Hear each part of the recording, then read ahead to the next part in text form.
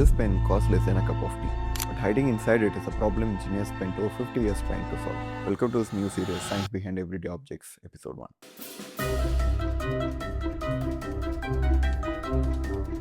The whole challenge is a tiny ball at the tip, less than a millimeter wide, and it has to be near perfect. A little too loose, and the ink floods the page.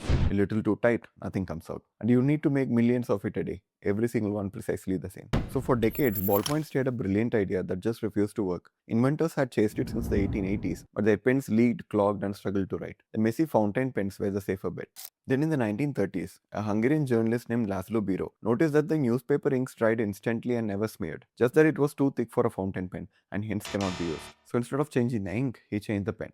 A ball that picked the thick ink from one side and laid it on the other, like a small paint roller, sealing itself the moment you stop. It worked so well that the British pilots flew with it in the World War II. It didn't leak at high altitude, but it almost ended there. After the war, cheap copies were manufactured by several competitors that were leaking and skipping, some even claiming to write underwater. People stopped trusting the ballpoint completely. Then a French entrepreneur named Marcel Bich ignored the gimmicks and chased the one thing that had beaten everyone: precision.